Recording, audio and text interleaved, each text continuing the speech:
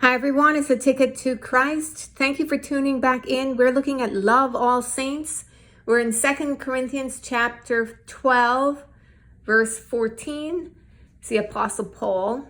Behold, the third time I'm ready to come to you, and I will not be burdensome to you, for I seek not yours, but you. For the children ought not to lay up for the parents, but the parents for the children. And I will very gladly spend and be spent for you, though the more abundantly I love you, the less I be loved. But be it so, I did not burden you. Nevertheless, being crafty, I caught you with guile. Did I make a gain of you by any of them whom I sent unto you? I desired Titus, and with him I sent a brother. Did Titus make a gain of you? Walk we not in the same spirit? Walk we not in the same steps? Again, think ye that we excuse ourselves unto you? We speak before God in Christ, but we do all things, dearly beloved, for your edifying. All right, so let's read on. For I fear lest when I come, I shall not find you such as I would, and that I shall be found unto you such as ye would not, lest there be debates, envyings, wraths, strifes, backbitings, whisperings, swellings, tumults. Unless when I come again, my God will humble me among you, and that I shall bewail many which have sinned already, and have not repented of the uncleanness and fornication and lasciviousness which they have committed. Okay, so we can pause there. So what is it that's jumping out at you readily? What are you seeing? What are you getting from this? And of course, the subtext here is Paul's love for the church. So that gives it all away. What I'm seeing here is he did not want to be a burden on the congregation. Even though he was a founding father of the church, he didn't want to burden them with his needs, right? So he did everything he could to make sure that he didn't do that.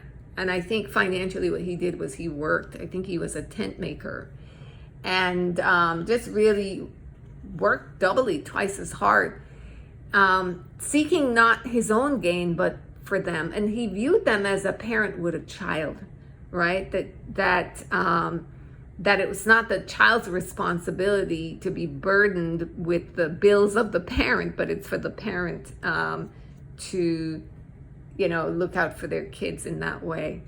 And so that jumps out at me, just his heart, that he had this concern, that he wanted to make sure that he didn't add to any of their pressures. And the other thing is in verse 19b, where it says, but we do all things, dearly beloved, for your edifying. And so I think of that as loving one another. When you do things that will edify others, when you say things that will edify them, when you approve of things that are edifying, whether you're sharing it on your Facebook page or you're tweeting it, or it's on Instagram or TikTok or whatever, that if your brothers and sisters see it or read it, it's not going to cause them to stumble. It's not going to cause them to question. It's not going to raise up sinful emotions in them, but instead it will edify them and inspire them. So those are the two main things that are jumping out at me from this. Is just a part of loving one another is being thoughtful.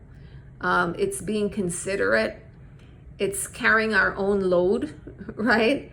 Making sure that on our part that what we're doing is helping others. It's not burdening them and hindering them because we're not willing to step out of our comfort zones, or we're lazy, or we're worldly, or So that's what it means. And I think if each person is striving and thinking, okay, how can I love?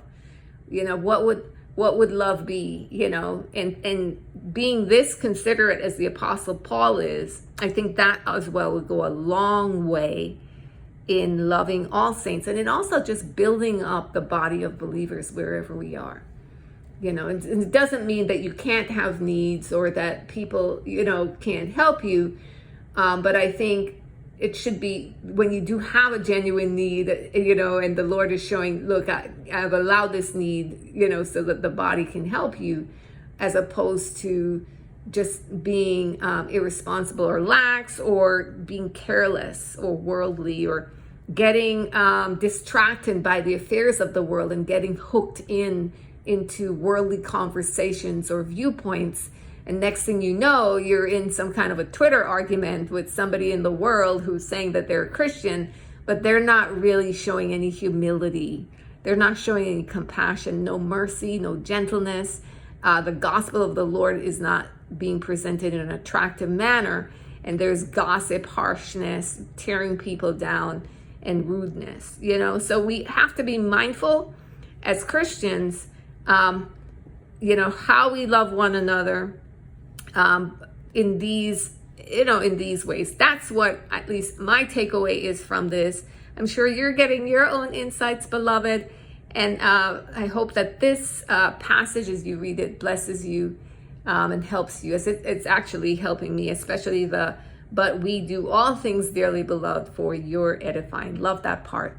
So that's it from me, beloved. I hope you're having an amazing day. Take care.